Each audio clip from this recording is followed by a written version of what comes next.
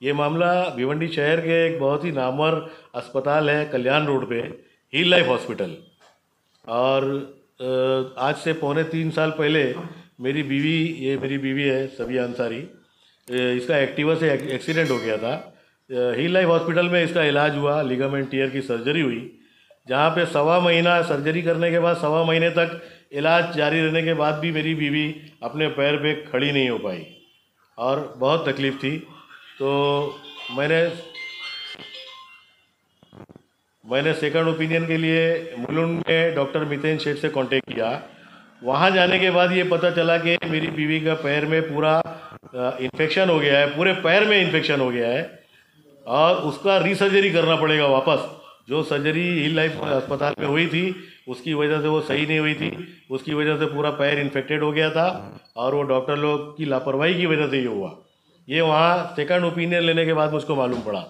फिर वहाँ पे मैंने सेकंड सर्जरी कराया। सेकंड सर्जरी में जो इन्फेक्शन निकला और सर्जरी के बाद वो कल्चर टेस्ट के लिए लैब में भेजा गया और वो लैब की जो रिपोर्ट आई उसमें 52% इन्फेक्शन निकला और वो इतना डेंजरस कीटाणु था कि जिसके अंदर कोई भी एंटीबायोटिक जो है वो काम नहीं कर रही थी।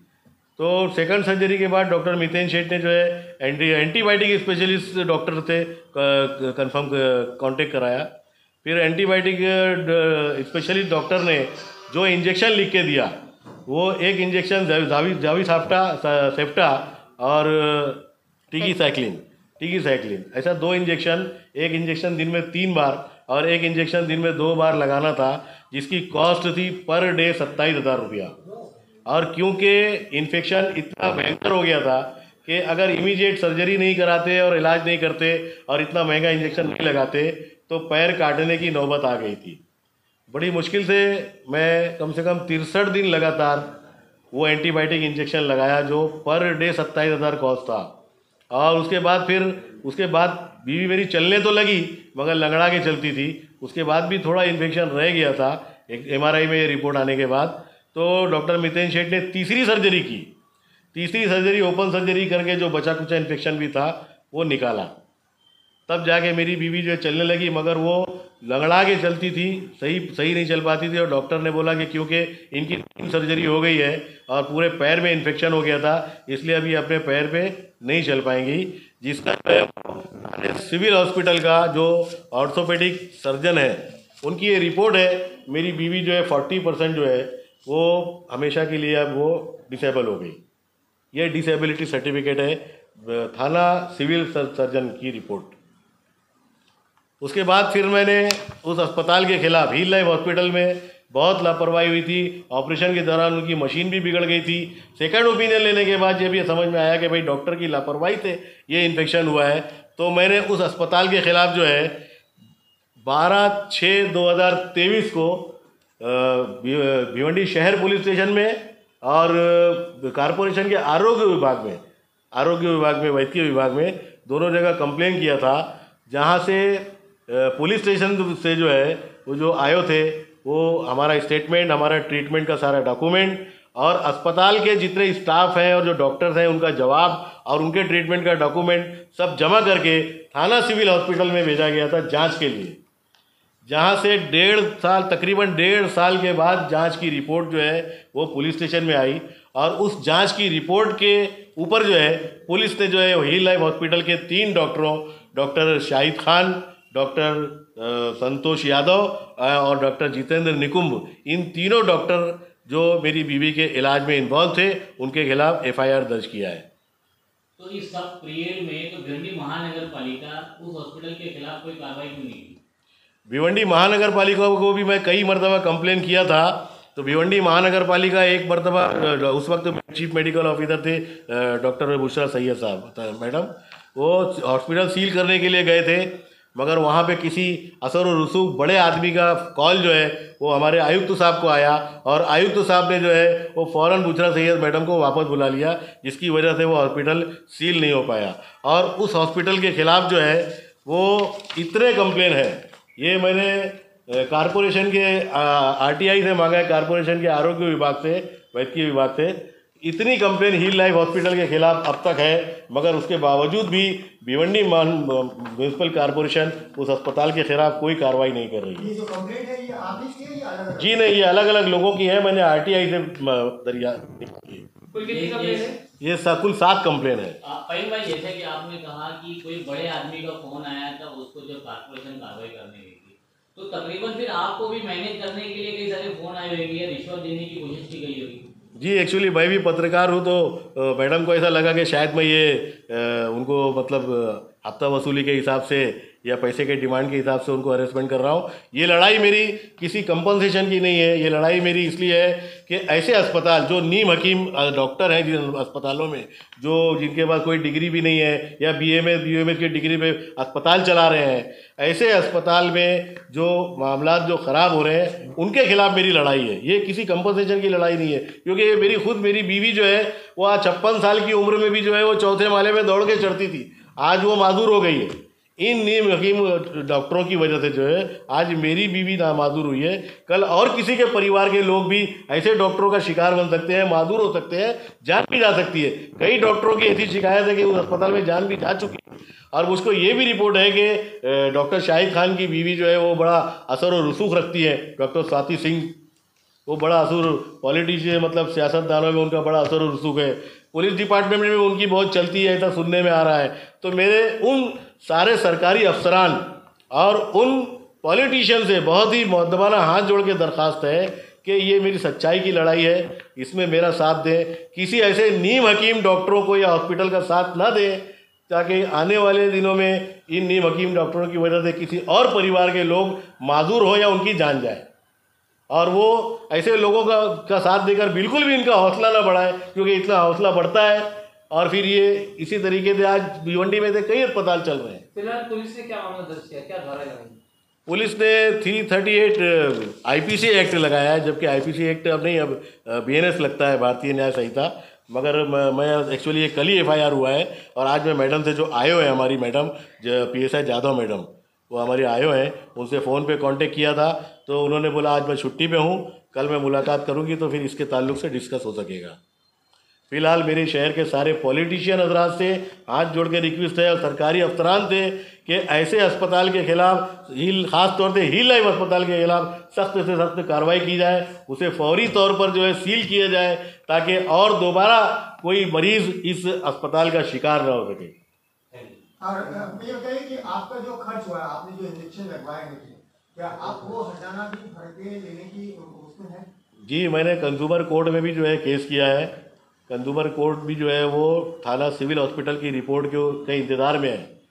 थाना कंज्यूमर कोर्ट भी जो है, क्योंकि जब तक सिविल सर्जन की या सिविल हॉस्पिटल की रिपोर्ट नहीं आ जाती, उसी के ऊपर पूरा बेस्ड होता है और उसी के ऊपर पुलिस वालों ने FIR दर्ज किया है। अब ये रिपोर्ट अगर वहाँ पे जाएगी कंज्यूमर कोर्ट में, तो हो सकता है कि वहाँ से भी मुझे इंसाफ मिले। जगह पे ही स्लिप हो गई थी, तो मैं इनको कॉल करी, उधर ही बैठे सब। जब स्लिप हुई तो लोग मेरे को उठा के बिठा दिए साइड में, और फिर उसी में से किसी ने ऐसा नंबर मांगा इनका, तो इनको कॉल करके बुलाए, अरे मेरे को हील लाइफ हॉस्पिटल लेके गए। फिर वहीं से उन्होंने देखा तो बोले इनका एक्सरे निकालना पड़ेगा। अब एक्सरे में बोले मेरे को समझ में नहीं आ रहा है, इसमें हड्डी तो नहीं टूटी है, MRI करना पड़ेगा। फिर MRI करने के लिए हम लोग को लेके गए मुझे भिवंडी स्कैन सेंटर। फिर सेकेंड डे उसकी रिपोर्ट आई, तो वो बेस पे मेरे को 1 मंथ का ट्रीटमेंट दिया उन्होंने। बोले ये सब दवाई लो और ऐसा करो, 1 महीना पैर में पट्टा लगाओ, पट्टा बेल्ट, और एक्सरसाइज करो और दवाई खाओ, इंशाल्लाह ठीक हो जाएगा। लेकिन इतना मेरे को आराम नहीं था। 1 महीने के बाद गए तो वापस MRI कराने बोले, अब अभी लिगामेंट टेयर है तुम्हारा और इसको ऑपरेशन करना पड़ेगा। और ऑपरेशन करने के लिए तो अभी मैं इसमें कुछ नहीं बोलूँगा, डॉक्टर संजय यादव कर रहे थे, संतोष यादव।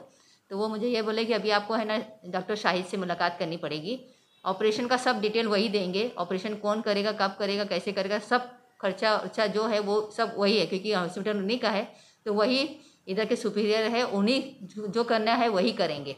तो आप उनसे मुलाकात करिए, बाकी का आगे का प्रोसेस वही बताएंगे। आपको कब लगा ऐसा कि मतलब जो इलाज है वो सही तरीके से नहीं चल रहा है? वेरी फर्स्ट डे से ही लगा, क्योंकि जब ऑपरेशन थिएटर में थे तो मेरे को एनेस्थीसिया दिए थे, तो बैक में दिया था स्पाइनल कॉर्ड में, तो मैं होश में थी। लोअर पार्ट मेरा था, सुन था, अपर पार्ट तो नहीं था। तो सब उनके जो बात कर रहे थे कन्वर्सेशन सब मेरे को समझ में आ रहा था। जब उनकी मशीन टूटी तो डॉक्टर निकुम है, ये क्या बोलते हैं जितेंद्र सर है ना, वो बोले कि शाहिद सर तुमको मेरे को बोलना चाहिए था, मैं सब इंस्ट्रूमेंट लेके जाता, अभी आपका इंस्ट्रूमेंट टेनेस नहीं है और ऊपर से जंग भी लगेला है, ऐसा उनका कन्विक्शन था। तो तभी मैं उनको बोली डॉक्टर जब ऐसा सब करना था तो फिर क्या एक्सपेरिमेंट आप मुझ पर ही कर रहे हो क्या? तो बोले पेशेंट सुन रहा है, इनको ऐसा कुछ दे दो इंजेक्शन तो कि ये बेहोश हो जाए, सुन नहीं पाए। तो फिर जो एनेस्थेसिया के डॉक्टर थे वो बोले हमने ऐसा नहीं देख कर सकते, लेकिन इनको थोड़ी देर के लिए हम ऐसा कुछ कर सकते हैं। वो लोग जब बात कर रहे थे इंग्लिश में बात कर रहे थे तो मेरे को सब समझ में आ रहा था। फिर मेरे को थोड़ी देर के लिए वो लोग ने बेहोश कर दिया, क्योंकि जब उनका इंस्ट्रूमेंट खराब हुआ और मुझे मालूम पड़ा कि इंस्ट्रूमेंट की बोले 1.5 घंटे में 1-1.5 घंटा लगेगा ऑपरेशन में, और वेरी सेकेंड डे तुम चलने खड़े हो जाओगे बोले, और वॉकर से चलोगे और 15 दिन के अंदर तुम चलने लग जाओगे अच्छे से, ऐसा मुझे बोले। लेकिन जब ऑपरेशन थिएटर पे ऐसा हो गया और जब मुझे उधर से लेकर यानी जब मेरे को होश आया तो मैं अपने आप को यानी ICU में पाई, शाम में 5-6 जो भी टाइम होगा, तो फिर ICU में थी तो मेरा पैर में बहुत तकलीफ़ हो रही थी। मैं बोली डॉक्टर को तकलीफ़ हो रही है, तो बोले कि अभी जैसा सुन उतरेगा तो आपको धीरे धीरे तकलीफ़ होएगा, और घुटने का है ना आपको तकलीफ़ होएगा, कल ठीक हो जाएगा, कल नहीं होगा। लेकिन रात भर मैं सो नहीं पाई, और सेकेंड डे जो था ना मेरा पैर एकदम स्टिफ होता चला गया और जरा भी मुड़ नहीं रहा था, कोई हाथ भी ऐसा रख रहा था ना तो मेरे को तकलीफ हो रहा था। डॉक्टर आए, मैं डॉक्टर को बोल रही थी तो बोले तुमको कुछ समझ में नहीं आता, तुम ऐसा बोल रहे हो, ऐसा नहीं होता डॉक्टर, हम जो बोलेंगे वो सही है, तुम है ना खाली दवाई लेते रहो बस, जो है इंजेक्शन देने बोलती है, ग्लूकोज में जो इंजेक्शन डाल दिया आपको, सब आपका ट्रीटमेंट चल रहा है। तो सेकेंड डे वो फिर वही दिन है ना मेरे को उसको बुलाए फिजियोथेरेपिस्ट को, बोले भी कल से आपको फिजियोथेरेपिस्ट आएगा। फिजियोथेरेपिस्ट जैसे ही पैर हाथ लगाया मेरे, मैं बोली मेरा मुड़ ही नहीं पा रहा है, लेकिन वो ज़बरदस्ती मेरे को पकड़ पकड़ के वो लोग ने पैर का ऊपर सब वही लोग सब किए, मैं मूवमेंट भी नहीं कर पा रही थी, जरा भी मेरा पैर हिल नहीं रहा था, लेकिन वही लोग पूरा मोड़ रहे थे, कर रहे थे। तो बोले मैं चिल्लाने लगी तो बोलते काय को इतना चिल्लाते हो? डॉक्टर शायद बोले तुम कैसे चिल्ला रहे हो इतना? बोले इधर जो प्रेग्नेंट औरत आती है वो भी इतना नहीं चिल्लाती जितना तुम चिल्ला रहे हो। ये डॉक्टर शाहिद के वर्ड्स है। बोली सर दर्द कर रहा है, तो बोले घुटने का है तो दर्द करेगा, जरा बर्दाश्त करना सीखो। ऐसे ही 5 दिन चला गया पूरा, मैं जब भी बोलूँ दर्द हो रहा है चिल्लाती थी, दर्द से इतना दर्द करता था ना, जब भी बैंडेज करने आए, चेंज करने आए, या मैं टॉयलेट भी नहीं कर पाती थी तो बेड पे ही सब करना पड़ता था, बेल दबाते रहो, ना नर्स आते थे ना डॉक्टर आते थे, और आए तो क्या बोले अरे हमारे को और भी तो पेशेंट है ना, तो जल्दी कोई आता भी नहीं था, और जब कोई आए ना तो ऐसे ही उल्टा सीधा जवाब देते थे। और डॉक्टर शायद सुबह के टाइम आते थे, अगर अपन नींद में भी अगर समझो इंजेक्शन देकर कभी कभी मुझे सो नहीं पा रही तो मेरे को नींद की दवाई देते थे कि सो जाइए। ऐसे ही पूरा 5 दिन तक चला, मेरा पैर एकदम स्टिफ था। मैं बोली डॉक्टर मेरा स्टिफ नहीं, तो बोले नहीं आप घर पे जाओ, आप है ना इधर एनवायरनमेंट तुमको वो लग रहा है, तुम्हारा इम्यूनिटी पावर थोड़ा कम हो गया है, यानी जब भी चीज़ पूछो उसको उल्टा मुझे ही बोलते थे, तुम्हारा ऐसा हो गया, तुमको ही लग रहा है दर्द दर्द। हम मेरे को 2 सर्जरी मेरी हुई है, बोले पैर में, मेरा दोनों पैर में लिगामेंट टेयर है, मेरे को देखो तकलीफ था लेकिन मैं अच्छा हो गया, ऐसा तुमको भी तकलीफ रहेगा। आखिरी में मेरी पुलिस ऑफिसर से और म्यूनसिपल कॉरपोरेशन के कमिश्नर से ये दरख्वास्त है कि ऐसे हॉस्पिटल को फौरी तौर पर सील किया जाए और इस अस्पताल की जांच करके मुझे इंसाफ मिले। ये मेरी दरख्वास्त है सभी पुलिस अफसरान और म्यूनसिपल कॉरपोरेशन से। एक्सप्रेस न्यूज हिंदी पर वीडियो देखने के लिए करें लाइक, शेयर और सब्सक्राइब। बेल आइकन दबाना ना भूलें।